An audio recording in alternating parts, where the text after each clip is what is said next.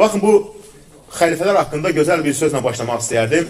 Bu da əlbəttə ki, bu 4 xəlifəyə güldü məmləkət. Baxın, gör nə gözəl sözdür. Hər ev 4 divarla qurular əlbət. Hər bir evin deyir 4 dənə divarı var.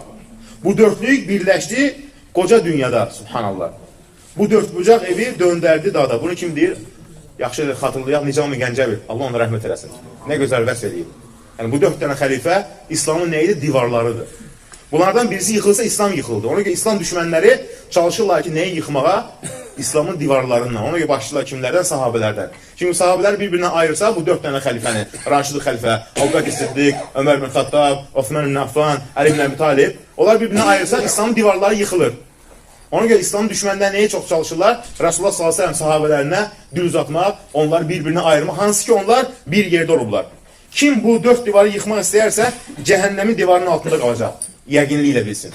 Kim bu 4 divarı yıxmaq istəyərsə, o nədir? Cəhənnəmin divarının altında qalacaq. Yəni ona görə İslam düşmənlərin ən böyük hədəfi nədir? Bu xəlifələr. Bu dörtlüyü kimsə bir-birindən ayıra bilməz. Dünyada da bir olublar, Allahın izni ilə cənnətdə də bir yerdə olacaqlar.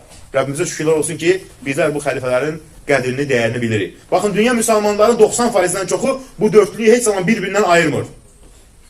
Ona görədir ki, Həzrəti Əli, Allah ona razı olsun, radiyallahu anh, Allah da biz onu bir yerdə etsin cənnətdə. Fatimə anamızdan olan qızı Ummu Kulsumu Ömər ibn Xattaba ərə verib. Subhanallah.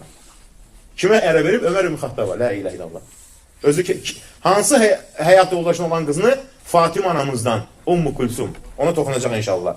Ona görə nədir? Hətta bu səhih rivayət həm əhl-i-sünnə qaynaqlarında var, həm mötəbər əhl-i şiə kitablarında var. Çünki xəlifəlik dövründə həqiqətən də Ömər ibn Xattabın bir dərsə bunu sığışdırmaq mümkün deyil.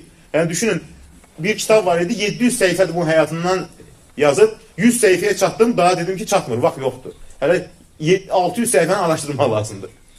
Çünki onun ərzində o qədər xeyir işlər görüb ki, bugün milyonlarca, milyardlarca insanların İslamda olmasına səbəbdir. Subhanallah. Elə bir əməl qoyub gedib ki, hətta müstəşriklər, İslam düşmənlər deyir ki, biz düşünəndə insan ağlıyla dərk edə bilir ki, bu 10 il, 6 ay ərzində bunu necə həyata keçirə bilir? Çünki onların ağlı naqisdir, ağıllarıyla düşünürlər. Və biz burada Allahın bərəkəti var. Ona görə yatmağı nədən ibarət edir? Radiyallahu anh, bunu mürgilərək, sörkənərək.